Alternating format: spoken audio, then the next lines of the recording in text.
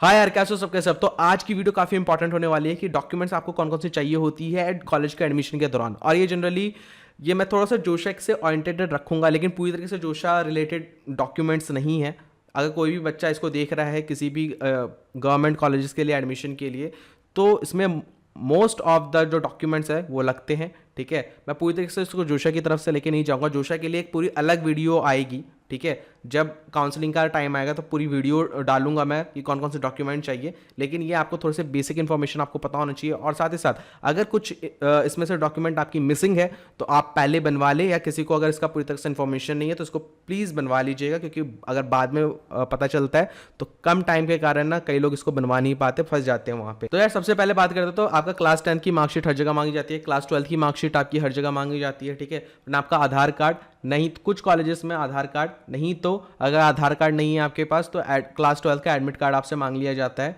ठीक है, और साथ ही साथ क्या कहते हैं आप, और क्या क्या चीज़ चाहिए, एक आपने कैटेगरी सर्टिफिकेट का नाम सुना होगा। ठीक है, तो कास्ट सर्टिफिकेट जो होती है आपकी, ठीक है, वो आपको चाहिए होता है। अब यहाँ पे कुछ सीन है जो आपको समझ लेना चाहिए कास्ट सर्टिफिकेट से रिलेटेड।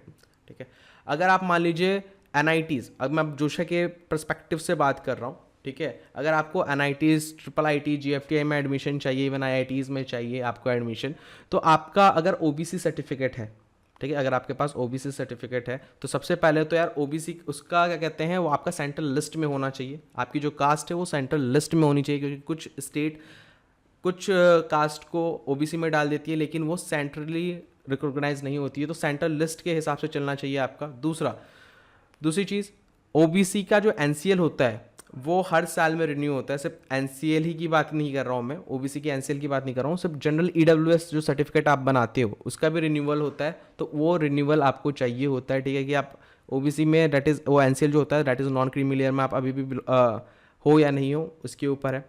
ठीक है, और तीसरी चीज़ और मैं बोलना चाहूँगा, चाहे आपकी जो OBC सर्टिफिकेट है, चाहे वो आपकी क्या कहते हैं EWS सर्टिफिकेट है, ये दोनों ब्लॉक के नहीं मांगे जाते। यानी अगर आप ब्लॉक का बनवा के लेके गए हो तो मान्य नहीं है, आपको DM के लेवल का कम से कम बनवाना पड़ेगा। ठीक है, तभी वो चीज़ मान्य होती है। ठीक है, सेम चीज़ यही है SC ST कास्ट के सर्टिफिकेट को लेके भी, कि आपका सेंट्रल लिस्टेड होना चाहिए। ठीक है, आपकी जो कास्ट है वो सेंट्रल लिस्ट में आनी चाहिए, सेंट्रली रिकॉग्नाइज्ड होनी चाहिए। ठीक है, ये चीज़ आप समझ गए होंगे कास्ट सर्टिफिकेट को रिलेटेड। ठीक है, अब कुछ चीज़ों की और बात कर लेता हूँ कि देखो यार, अगर जोशा के अंदर जा रहे हो तो JEE मेन का स्कोर कार्ड वगैरह, JEE मेन का एडमिट कार्ड वगैरह आपसे मांगते हैं। ठीक है, और कुछ अगर जोशा के अंदर ही जा रहे हो तो वहाँ पे एक्सेप्टेंस फीस भी मांगी जाती है काउंसलिंग के दौरान, जो काउंसलिंग की एक्सेप्टेंस फीस होती है।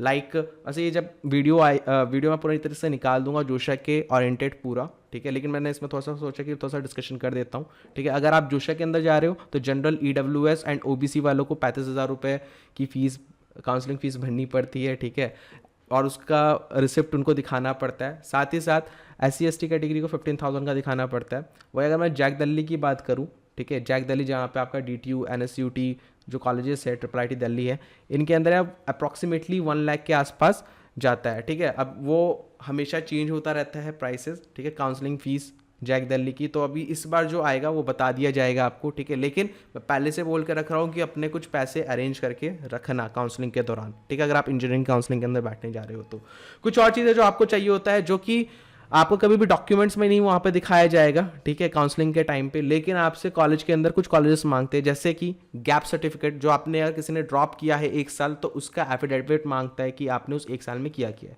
ठीक है, कुछ कॉलेजेस आपसे transfer certificate, migration certificate and even आपका कैरेक्टर सर्टिफिकेट भी मांगते हैं, तो आपको कैरेक्टर सर्टिफिकेट भी देना होता है। मेडिकल सर्टिफिकेट भी मांगा जाता है, लेकिन मेडिकल सर्टिफिकेट का फॉर्मेट ऑलरेडी उस दौरान आपका साइट पे अवेलेबल होता है, आपको उसी का फॉर्मेट निकाल के बस साइन करवा के आ जाना हो जाता है किसी भी रजिस्टर्ड गैजेट, यानी किसी भी रजिस्टर्ड प्रैक्टिशनर से, यानी वो बंदा रजिस्टर्ड होना चाहिए। तो किसी गवर्नमेंट वाले से करवा लो, या तो जो डॉक्टर है वो रजिस्टर्ड होना चाहिए। ठीक है, चाहे प्राइवेट वाले से भी कराओ, लेकिन रजिस्टर्ड प्रैक्टिशनर होना चाहिए। ठीक है, आई होप इतनी ये कुछ बेसिक चीज़ें थी जो आपको कम से कम रखनी है। ठीक है, तो आई होप ये काफ़ी चीज़ें क्लियर हो चुकी होगी आप लोगों को। ठीक है, हाँ, कुछ एंटी रैगिंग सर्टिफिकेट्स भी, कुछ एंटी रैगिंग एफिडेविट्स मांगे जाते हैं, सर्टिफिकेट्स बोल रहा हूँ, that is anti ragging affidavit मांगा जाता है। ठीक है, तो कुछ कॉलेजेस ही मांगते हैं। ठीक है, तो वो सब भी देना पड़ता है। ओके, सो आई होप आपको ये कुछ चीज़ें क्लियर हो गई होंगी। ठीक है, अगर किसी का ब्लॉक से बना पड़ा है, चाहे EWS या चाहे आपका NCL OBC, ठीक है। तो आप उसको प्लीज़ थोड़ा सा सेंट्रल लेवल पे यानी DM लेवल पे उसको बनवाए, तभी वो आपका अप्रूव्ड किया जाएगा उसके अंदर for NITs, IITs and IITs के लिए। आई होप आपको मेरी वीडियो अच्छी लगी होगी। अगर वीडियो अच्छी लगी है तो यार लाइक और शेयर ज़रूर करना इस वीडियो को, और साथ ही साथ चैनल को सब्सक्राइब करने मत भूलना, ठीक है। तो चैनल को जरूर सब्सक्राइब कर देना। थैंक यू यार इस वीडियो को देखने के लिए।